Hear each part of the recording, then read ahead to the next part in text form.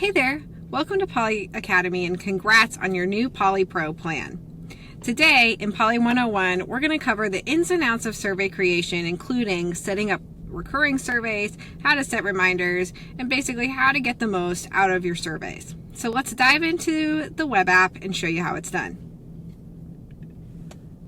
Great, so here I am in the Poly web app. When you log in, you can go to app.poly.ai and follow the prompts to get into the web app. You should see Pro Plan under your name in the top right. You should also see your Slack workspace popped here in the top left. If you don't, feel free to write us in and we can help you figure out where to log in and what to change. Cool. So to set up a survey, you can start by clicking the Create button here. From there, you can toggle between either a poll, which is a single question, or a survey, which is multi-question. Once you've selected survey, you'll just type in your audience. Your audience can be either direct message with individual users in Slack, such as @Lauren, or you can use a channel. So in my case, I'm going to choose the Lauren Test channel. Then you'll give your survey a title. Let's say you want to do a weekly pulse check with your team.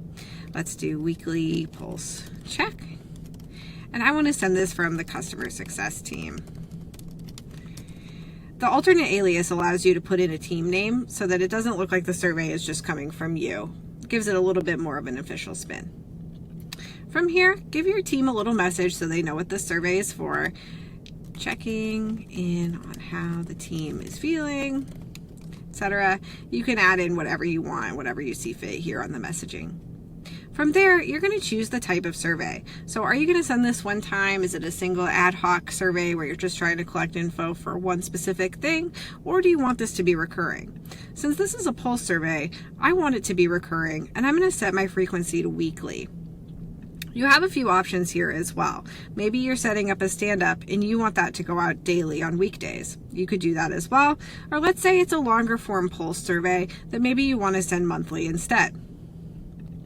You can also choose how long you want voting to be open for. We default to 7 days. If you want to change that, you definitely can. And you can also add in reminders. We suggest don't add in more than 1 or 2 reminders just so that people don't get annoyed, but you can use as many reminders as you would like. You can also set the frequency of when the reminders will go out. Maybe if you have voting open for 7 days, it makes sense to send a reminder at the midway point, so 3 days after the initial survey was sent.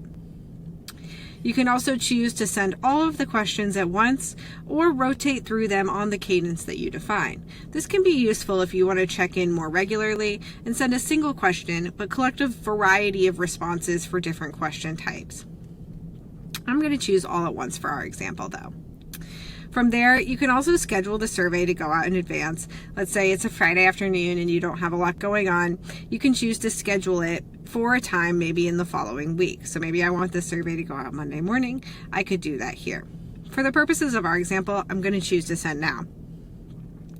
Then you can add in your questions from there.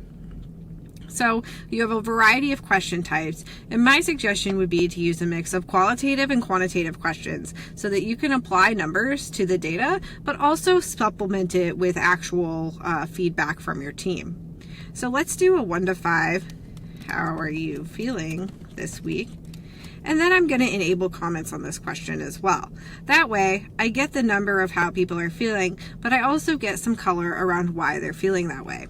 You can also choose to make the survey question required, and that essentially doesn't allow the person to finish the survey or submit the survey until they've answered that question.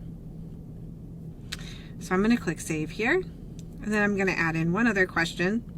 And I'm going to make this open-ended and say, what was an example you found of the leadership principles this week? Right? That way they can respond with, an open-ended response. Additionally, one of the nice things you have when authoring a survey on the web app is that you can actually see a preview of how that's going to look in Slack. So if I click Start Survey here, this is the modal that your users are going to see when filling out the survey. I can give you a nice idea of what's going to actually happen when you click Submit or Send. Great. So once you finish adding in your questions, you have a few different options as far as the settings for your survey. You can choose to send the survey via a direct message. Essentially what that means is the survey will pop up in the Polly app on a person's workspace rather than in a channel. That can be useful for longer form surveys or a survey that maybe somebody needs to come back to. That way it's right there in their Polly app, ready to go. You can also choose how you want the results to be posted. Maybe for something that you want to share with the team really quickly, you want to show the results in real time and include the comments, right? Or you can automatically post the results after the survey is closed. And if it's something more confidential, maybe you don't share the results with the audience. That means that only the author will be allowed to see those results. From there, you can choose what level of anonymity you want to apply to your survey results. We default to non-anonymous, which means that all the user information will be associated with the results and answers that they give. You can choose to strip that all out by going anonymous, and that will completely disregard any user info that could identify who gave the response and just give you the answers. If you're taking advantage of Polly's demographics feature, you can choose to make the results confidential. Essentially what that means is you won't be able to see the specific username of the person, but you will be able to see their demographic info. This can be helpful if you want to analyze how different departments are responding to a longer form survey, or maybe you just want to splice and dice the data by different demographics. I'm going to keep mine on anonymous for our example. I'm going to send this survey, and you'll see that my Slack has registered something come through, and there's my survey. I'm going to click start. How am I feeling? 5. Been a great week. I saw George really own it this week.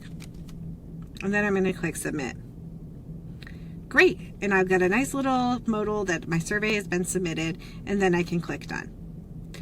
Cool. So that's the ins and outs of survey creation on the Polly web app. If you have any questions, feel free to reach out to me, chat us, etc., whatever makes the most sense for you. Otherwise, I'll see you in the next installment of Polly Academy.